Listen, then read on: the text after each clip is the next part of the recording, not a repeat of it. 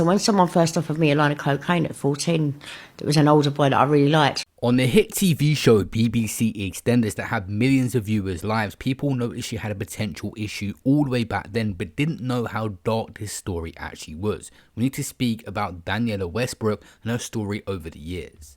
You fancy me, right? What actually happened and what did this industry do to her? Born in Walthamstow, London to a cab driver Andy and shop assistant Sue, she grows up in Essex with her younger brother and elder half-brother Justin. Her parents later become property developers. By the age 7, she begins modelling for Asda supermarket and suffers child abuse at this age. She later links it to early drug abuse. From young age, she was landing modelling gigs for Nex's children's range, Tammy Gale, Weetabix ads, Coca-Cola, and joined a theatre school for weekend classes. And she was bullied at state school for her TV work. Then she switches to private school after a certain incident. She appears as an extra in EastEnders roller skating across Albert Square. She features in Queen's The Invisible Man music video, Grange Hill, and various other TV appearances. By the age 12, she enrolled full-time at theatre school. Her classmates include future stars like Dennis Van Outen and Nicholas Stapleton. At the age of just 14, she tried cocaine for the first time, having an exposure to the London night scene. So when someone first offered me a line of cocaine at 14, there was an older boy that I really liked, who still to this day goes, I feel so bad about it, how would I?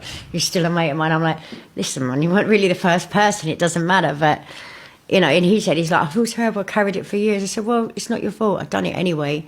And because it was something I recognised, that I knew hadn't killed me, I did it. At age 16, she had an audition and lands the role of Sam Mitchell in EastEnders, debuting that month and quickly becomes a teen icon, but her clubbing lifestyle escalates the cocaine use. 1991 to 1992, she balances soap stardom and theatre. She began dating East 17 singer Brian Harvey, entering celebrity circles at the height of her fame. The relationship introduced her deeper into the party scenes, and she has this growing addiction.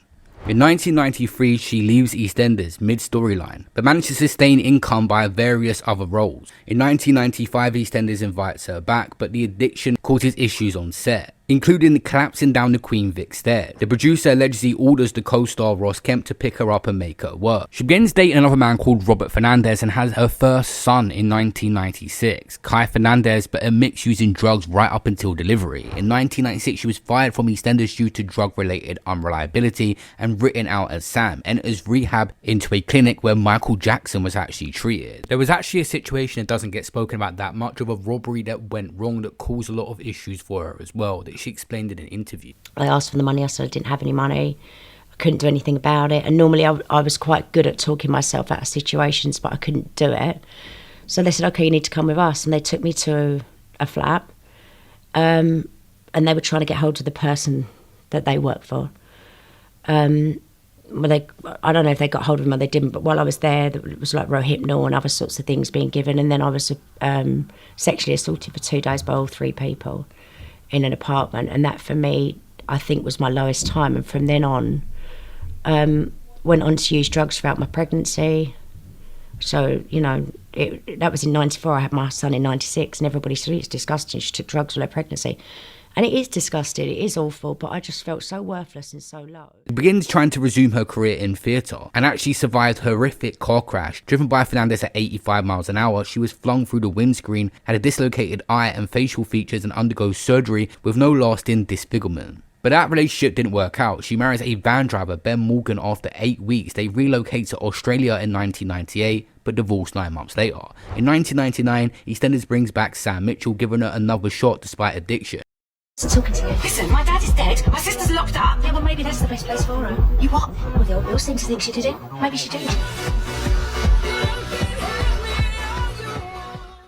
She returns but uses cocaine on set. Her nasal septum begins eroding. In 2000, she was sacked from EastEnders again after disruptive behaviour, amidst blowing 100k on cocaine. Infamous paparazzi photo at British Soda Bowl exposing the hole in her nose, the image that the tabloids sensationalised. When did press get hold of the fact that you had a drugs problem? Because I remember it being like sensationalised in the paper. Especially the nose, I think. Was that the start of it? Yeah, the freaking little midget got a picture of me outside the Dorchester at the awards. I stuck my tongue out and he got the shot right up my nose. He's bought himself a plane and everything out of that picture. Do you know how much money he's earned out? Millions out of it. Wow. I didn't even get 20%. I didn't even get 20%. We didn't have camera phones then. And that was that. Do you know what I mean? But no, I mean, I've really, really tried to myself on drugs so many times to that point, so there must be a reason why I'm still here. It's difficult to know what the reason is, but if you was meant to go, you'd have gone. For sure, and I just think, I think God's given me a platform, or whoever's going to, what it is, you know, a platform so I can help, and I do help on a daily basis, a lot of people. Checked into rehab and undergoes reconstructive surgery on her nose after 6 months,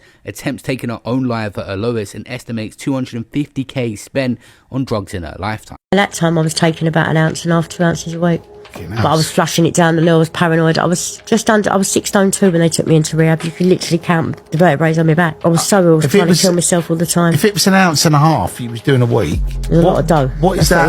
What is that? If you do how many grams? 42 grams a week. So you was doing 42 grams a week, yeah. And you was actually working on EastEnders at the same time? No, I was off EastEnders at that point, but I was doing gear when I was at EastEnders for a long time. When I was young, yeah. Well, actually, when you was on set. Not when I was first there, yeah. Not when I was first there, but I think the second time back. Right. They had to get rid of me in the end because I passed out once. I had a crane convulsion. Right. And I fell from the top of the stairs in the Vic. I just passed clean out and Ross Kemp caught me at the bottom. The producer come over the box and said, pick her up and make her work.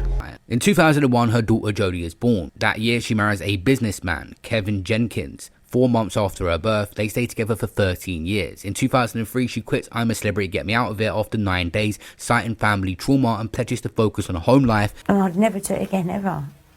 Not for any job in the world. And I miss chocolate. I just find it really hard. Really hard. So it's taught me one thing. It's taught me that, you know, I want a bit hard. I don't, you know, working away from home is not good for me. And appears on Most Haunted, tries to get back into acting. 2009, she got a temporary return to EastEnders again as Sam. September 2009 to January 2010. They extended it again till September 2010, but she turned down other roles like Bad Girls, Footballers' Wives, and Crossroads due to health and recovery focus. She completed Dancing on Ice in 2010 and a brief role in EastEnders E20. Despite her being a mainstream product as an actor, no one intervened. There was interviews where you could clearly see that this woman was high on national television the way she was acting. First of all, I'm going to just go back in a bit of time to that photograph. Which one? The photograph. The photograph, yeah. The photograph. Do you mind just showing the photograph? Which one? The photograph. The photograph, yeah. The photograph. Do you mind just showing the photograph again? No. The photograph, I mean, everybody, were you all shocked when you saw the photo? Yeah. The first time. I honestly say this woman's had the most wild life. Like, starting off young and being abused from young, throughout her life she's been through various situations. So she gets back into theatre again in 2012, and in 2013 plays Trudy Ryan in Hollyoaks, 15 episodes, and releases a autobiography. Faith, Hope and Clarity reveals past trauma, getting kidnapped and gang-ard by drug dealers during addiction, and even abused by Jimmy Savile as a child, a notorious abuser in England that was actually supported a lot by the BBC in a big government-backed outlet. How old were you when you first went through abuse like that 9. in the industry? Wow. That's 9 till I was 14. Have you ever... So now, you know, you've got older and you've worked in the industry. Have you seen any of those abusers since when you were older? Yes. How was that experience for you? I went to do a show in Belfast on a chat show, and they tried to sit me right next to Jimmy Savile. And he was like, "Come here, Daniella, you know me, sit next to me." And I said, "I wouldn't sit next to you if I was dying." So he was one of them? Yeah, he was one of them. And then another person who I won't name, another show, I walked in, sat down next to her. This is a woman, very high up in Parliament. They tried to sit me next to her, and I said, I can't sit next to that lady. There's a lot of abusers that have a lot of power in the industry. Some people don't want the stress of taking them to court, and some people are scared to speak out. She looked at me, she said, but I've never met you. I said, you've met me, and you know exactly where you met me. And she just said, excuse me, can I just go to the bath? She knew exactly what she was doing. They always do. I just said, sorry, I can't sit next to her, so they moved me 2 people down. I was working with Jimmy Carr, I think, that day, and he was like, what the fuck's going on? But yeah, that was something completely different. Yeah, so you do get to bump into people along the line. You know, when it came out about Jimmy Savile, did you kind of feel like finally people are not worshipping this man? No. No? No, I just wanted to crawl into a hole and die because I thought all of the shame. I thought everything would come out about me and what he's put me through and different things he's done, and I just thought that's going to make me, I thought it would make me kill myself. Wow. So that's how bad I thought it was for me, because I thought I can't go through reliving it all again. But I was already doing a lot of therapy. So my ex-husband gave me a lot of resources to have therapy and treatment and stuff like that. So I used it greatly to my ability, to my advantage. In 2014, she had an explosive divorce again. She requested it via Twitter. She appears in films with Essex Vendetta and Mob Handed, still resuming her acting career. Shortly after, she dates George Arnold, and Hollyoaks cancelled her role in the show for a contract breach. She had a final EastEnders stint as Sam in June to July 2016 in 4 episodes, and enters Celebrity Big Brother and finishes 5th. And people actually really liked her on that show, and it brought a lot of positivity to her profile again, amplifying her story and the stuff she's been through. And why do you behave like that? Because that's who I am, darling. Take it or leave it. Is that good enough for you? But shortly after coming out that show, it said in 2016 she was sectioned after a suicide attempt and begins DJing and discloses the child abuse history. On Loose Women, she reveals a diagnosis of borderline personality disorder, bipolar and paranoid schizophrenia. I made a huge mistake with relapsing and everything. And Well, you shouldn't be ashamed you had a relapse. At least you've admitted it. Yeah, I do, and I do feel ashamed, and I do feel that for my weakness a lot of the time. I do feel ashamed about that. But Daniella, if you're an addict, you're an addict. And I'll always be an addict. You can't keep apologising about being an addict, can you? Yeah, I appreciate it. Thank you very much. But I think I have to keep that at the forefront of my mind, or if I don't, it's a very dangerous place for me.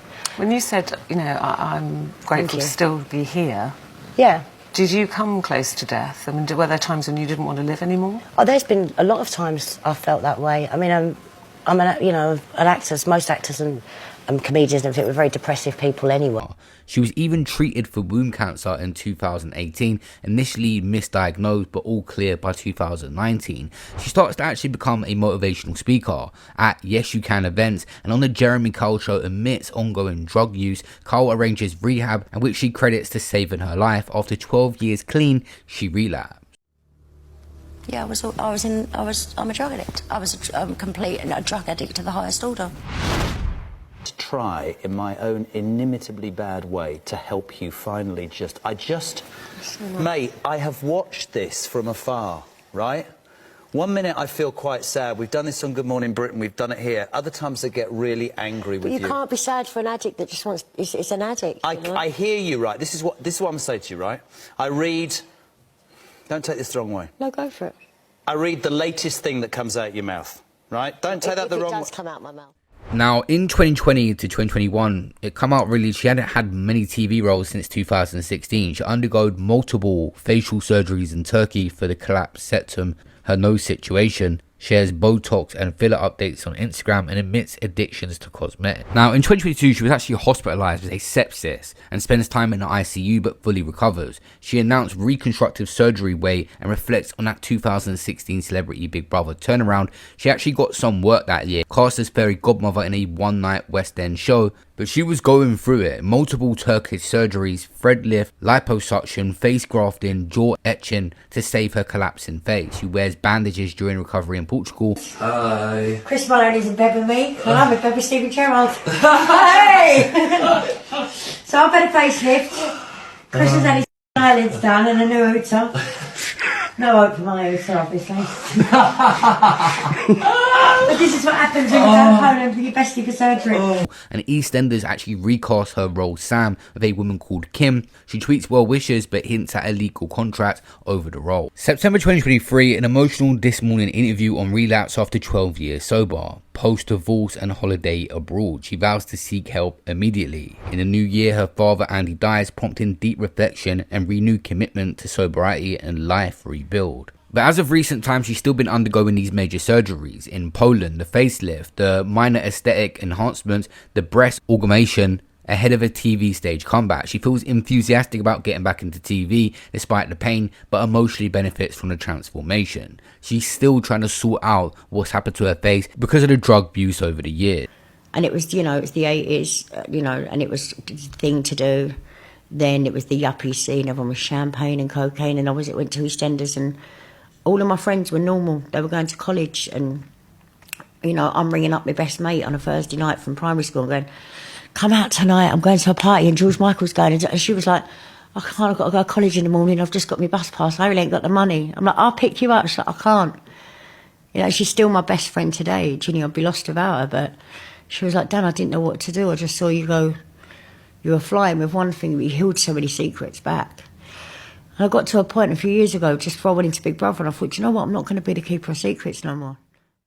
May 2025, she goes public with her boyfriend Charlie, a bare-knuckle boxer and friend for 6 years, engaged for a holiday, ready to marry her soulmate, making a fresh start after addiction and health battles. This year, she revealed some results from her Polish facelift, plans more surgery, but focuses on the emotional healing. Just recently, she announced a new career move she's dying to do, teasing a stage and TV return, attends the Oscars at the Crown Theatre production, looking content. She reassures fans she's in a good place after a deleted Instagram video where she cries about self-hate. She's enjoyed beach holidays in the New York Hamptons and continues motivational speaking while eyeing a comeback at 51. She emphasizes family, her son Kai, daughter Jodie, and sobriety post-2023 relapse as motivation for her journey. This woman has had one of the wildest stories I can find on anyone from the UK.